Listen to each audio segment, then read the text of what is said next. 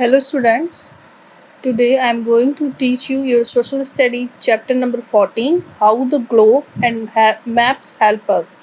मतलब कि कैसे ग्लोब और मानचित्र मैप्स हमारी हेल्प करते हैं। About the chapter, since ancient times man has been eager to know the dimension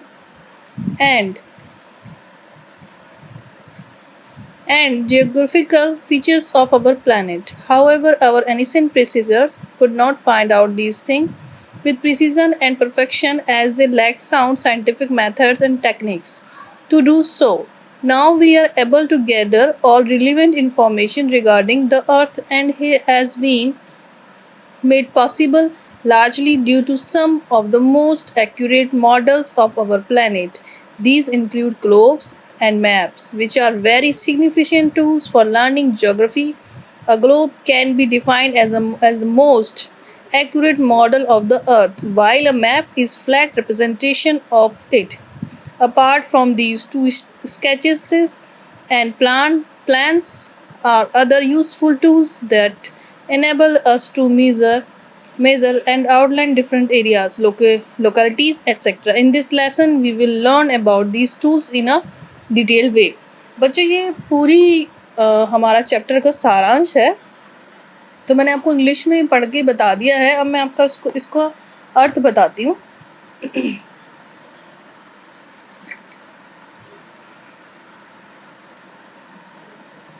देखो, प्राचीन काल में क्या होता था, मनुष्य जानने के लिए उत्साहित रहता था कि जो हमारे ग्रह हैं, हमारी भौगोलिक विशेषताएं हैं, हमारे प्राचीन पूर्ववर्ती कॉलेड हैं, इन चीज़ों का पता कैसे लगाया जाए। उन्हें पता ही नहीं था कि कैसे लगाया जाए, सटीक और पूर्णतः रूप में कैसे पता करा जाए कोई चीज़ किस जगह पर स्थित है।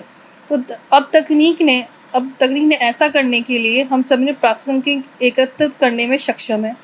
मतलब हम कोई भी चीज़ को एकत्रित करने में सक्षम है। अगर हमें किसी चीज़ की जानकारी चाहिए, पृथ्वी से संबंधित जानकारी, और इसे पॉजिटिव बनाया गया। पहले हमने पृथ्वी से संबंधित जानकारी को एक मोटे तौर पर बनाया गया, जिस पर हमारे ग्रह के कुछ सबसे सटीक मॉडल के कारण जो मॉडल थे वो बनाए गए। इनमें से ग्लोब और मानचित्र शामिल है। इनमें जो क्या शामिल है, ग्लोब और मानचित्र, जो बहुत ही सांकेतिक है। एक ग्लोब को सबसे अधिक परिभाषित किया जा सकता है, वह पृथ्वी का सटीक मॉडल, जबकि एक मानचित्र का एक अव्यक्त प्रतिनिधित्व होता है। ग्लोब जो होता है वो पृथ्वी का एक सटीक मानचित्र है, ठीक है। इन दोनों के अलावा स्केच और योजनाएं अन्य उपयोगी है। इसके अलावा स्केच और क्या कहते हैं, योजनाएं भी अन्य उपयोगी होती हैं। ऐसे उपकरण जो उपयोगी, मतलब स्केच और योजनाएं भी हमारी सहायता करते हैं। स्केच और योजनाएं भी हमारी सहायता करते हैं। ऐसे उपकरण जो हमें विभिन्न क्षेत्रों को मापने और रेखांकित करने में सक्षम बनाते हैं। स्थानीयता आदि इस पाठ में हम इन उपकरणों के बारे में विस्तृत तरीके से सीखेंगे। Now I am starting your chapter.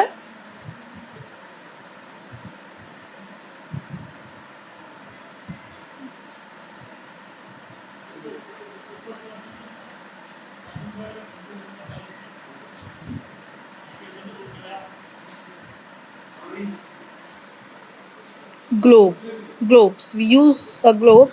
बच्चों ये इंग्लिश आप खुद पढ़ें, मैं इस चैप्टर के बारे में आपको इस पैराग्राफ के बारे में बताती हूँ, ठीक है।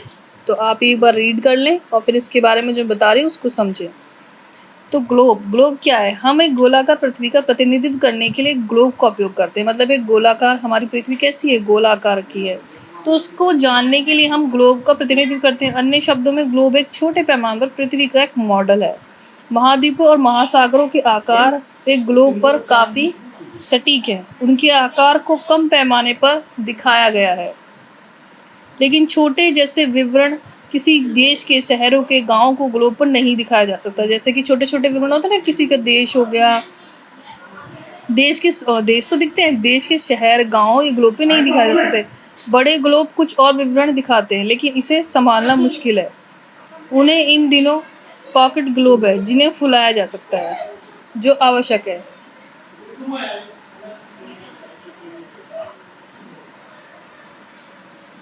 नेक्स्ट है मैप्स। मैप्स होते हैं मानचित्र। The earth surface either whole और part of it can be make, ये आपका यहाँ से लेकर और आपका यहाँ तक का मैं आपको बताती हूँ। पृथ्वी की सतह या तो पूरे या उसके हिस्से, पृथ्वी की सतह या तो पूरे या उसके हिस्से में हो सकती है। कागज का प्रतिनिधित्व किया, इस तरह के प्रतिनिधित्व को मानचित्र कहा जाता है। सेवा एक विस्तृत नक्शा बनाने के लिए हम कागज की बड़ी शीट का उपयोग कर सकते हैं। यह बड़ा तब नक्शा मुड़ा या लुढ़काया जा सकता है, मतलब ये जब कागज की शीट है इसको हम मोड़ भी सकते हैं, ठीक है ना। साथ ही विभिन्न विवरण, महाद्वीपों, देशों आदि को मानचित्र एक पुस्तक या एटलस बनाने के लिए एक साथ रखा जा सकता है। या फिर एटलस एक बुक होती है बच्चों जिसमें मैप्स होते हैं, हर तरह का मानचित्र उसके अंदर होता है, तो एक बुक की तरह से रख सकते हैं। एक एटलस वाई के नक्शे आमतौर पर एक बड़ी ग्लोब की तुलना में अधिक जानकारी होती है। इस ग्लोब की तुलना में हमें एटलस जो होती है वो ज़्यादा अच्छी रहती है, उसमें ज़्यादा जानकारी मिलती है। इस प्रकार मानचित्रों में अधिक जानकारी हो सकती है और वे आसान होते हैं ग्लोब की तुलना में। तो इस प्रकार क्या होते हैं, मानचित्र ज़्यादा सही होते हैं ग्लोब की तुलना में।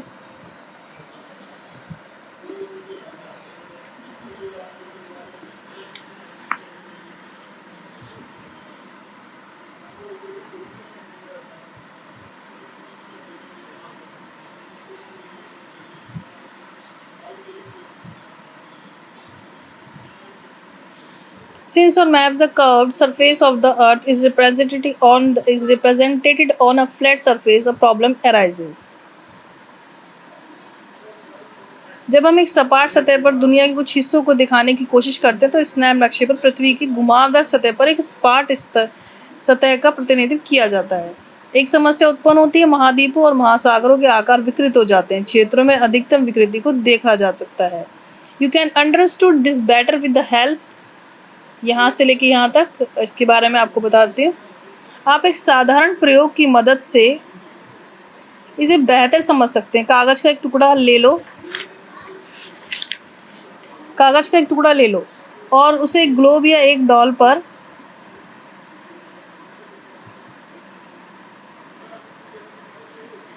आप देखेंगे कि कागज के टुकड़े के साथ ग्लोब को कवर करना असंभव है। कागज में सिलवटें क्या हो जाएंगी, सिलवटें पड़ जाएंगी। आप खंभे और सिलवटों को अधिकतम संख्या को भी नोटिस करेंगे, उसमें काफ़ी सारी सिलवटें होंगी। ठीक है बच्चों। इसी तरह जब पेपर अलिखित किया गया तो अंक N और S सीधे रेखा AB और CD के रूप में खुलते हैं। चित्र में दिखाया गया है कि कम से कम संख्या के साथ भाग सीधी रेखा RT में खुलता है। रेखाएं AB, CD और RT सभी लंबाई में बराबर हैं। अब आप देखते हैं कि ध्रुव जो कि ग्लोब पर सिर्फ बिंदु है कैसे एक नक्शे में फैला और दुनिया के मध्य भाग में बराबर हो गया। इस प्रकार ध्रुवों के पास आकर मानचित्र पर प्रतिनिधित्व करने पर पृथ्वी की अधिकतम विकृति होती है। These days maps with a minimum amount of distortion at the poles are being made. इन दिनों ध्रुवों पर न्यूनतम विरूपण के साथ नक्शे बनाए जा रहे हैं। टाइप्स ऑफ मैप्स यानी कि मैप्स के प्रकार। मानचित्र कई प्रकार के होते हैं। आमतौर पर उपयोग किए जाने वाले नक्शे इस प्रकार है। पॉलिटिकल मैप्स यानी कि राजनीतिक मानचित्र। Political maps divide an area into administrative units such as countries, states, district, villages, cities और towns with the help of lines to show border और बाउंड्रीज। इन मैप में क्या होता है कि बच्चों आपको इसमें क्या देश, राज्य, जिला, गांव, शहर, कस्बों की मदद से सीमाओं को दिखाने के लिए लाइनें बनाई जाती हैं। ठीक है। फिजिकल मैप्स, भौतिक मानचित्र दिखाते हैं भौगोलिक विशेषताएं जैसे पर्वत श्रृंखला, चोटियां, पठार, पहाड़ियां, महासागर, समुद्र और नदियां। ठीक है। फिर इसी तरह आपका आता है weather maps. Weather map shows the movement, weather system, the distribution of rainfall or snowfall areas of equal temperature or air pressure or even wind direction. तो मौसम के नक्शे जो होते हैं, मौसम के नक्शे दिखाते हैं मौसम की प्रणालियों को वितरण, वर्षा या बर्फबारी, समान तापमान के क्षेत्र में या हवा का दबाव या हवा की दिशा। उसके बाद आता है आपका टोपोग्राफिकल मैप्स यानी कि स्थलाकृतिक मानचित्र। Topographical map shows great details of the natural features of a small area, including rivers, lakes, mountains, etc., along with man-made areas like parks, wells, cities, and towns. स्थलाकृत मानचित्र दिखाते हैं एक छोटे से क्षेत्र की प्राकृतिक विशेषताओं का महान विवरण, नदियाँ, झीलों, पहाड़ आदि सहित मानव निर्मित जैसे पार्क, कुएं, शहर और कस्बे। फिर आता है आपका डिस्ट्रीब्यूशन मैप्स, यानी कि वितरण मानचित्र। Distribution map show the distribution of crops, minerals and forest. वितरण मानचित्र दिखाते हैं फसलों, खनिज और जंगलों का वितरण। उसके बाद आता है आपका, और इसमें साथ ही क्या दिखाया जाता है, समुद्री चार्ट। समुद्री चार्ट के लिए उपयोग किया जाता है जहाज़ों को नेविगेट करें, वे रूप में तटरेखा का विवरण दिखाते हैं, साथ ही पानी की गहराई, चट्टानों चट्टानें और उनके स्थान आदि बताते हैं। एविएशन चार्ट्स, यानी कि aviation chart shows airways, traffic control towers, airports and air routes. Aviation chart shows airways, traffic control towers, airports and air routes. Aviation chart airways traffic को दर्शाता है। टावर हवाई अड्डों और हवाई मार्गों पर नियंत्रण करता है। जियोलॉजिकल मैप्स, यानी कि शांतिक भूवैज्ञानिक नक्शे। Geological map shows the ages and types of rocks and soil. भूवैज्ञानिक नक्शों में चट्टान और मिट्टी की उम्र और प्रकार को दर्शाया जाता है। Tourist maps point two places of interest, museums, monuments etcetera. संग्रहालय, अभिजात वर्ग के नक्शे, पर्यटक मानचित्र, रुचि संग्रहालय, स्मारकों आदि के स्थान की ओर इशारा करते हैं। Hence, depending on the information given, maps are provided with suitable titles. दी गई जानकारी के आधार पर उपयुक्त शीर्षकों के साथ नक्शे प्रदान किए जाते हैं।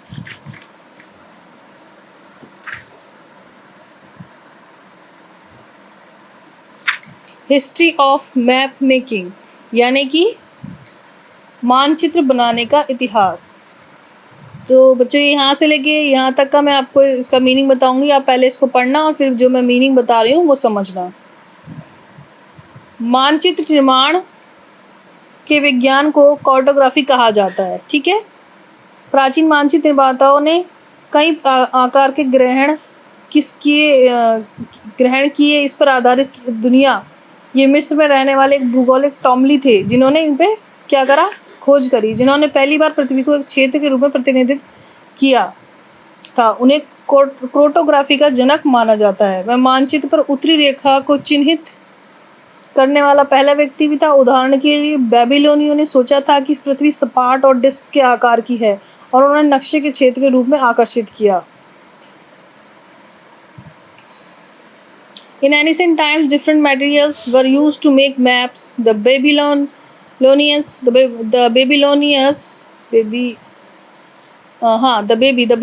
used clay tablets. The Egyptians used metal plates, and the Eskimos used animal skin to make maps. These maps were not very accurate, but as new lands were discovered and as people started traveling to distant lands, the quality of maps improved.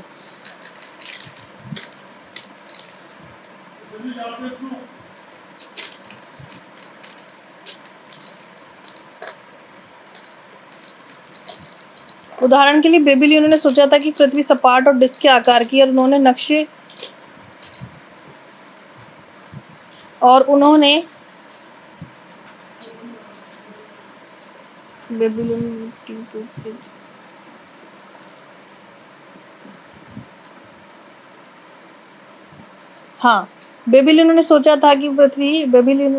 ने सोचा था कि पृथ्वी सपाट और disc के आकार की है और उन्होंने नक्शे के क्षेत्र के रूप में आकर्षित किया। प्राचीन समय में नक्शे बनाने के लिए विभिन्न सामग्री का उपयोग किया जाता था। बेबीलोन के लोग मिट्टी की गोलियों का इस्तेमाल करते थे। मिस्र के, मैं आपको यहाँ से दोबारा बता रही हूँ, बेबीलोनियों ने सोचा, ठीक है, बेबीलोनियों ने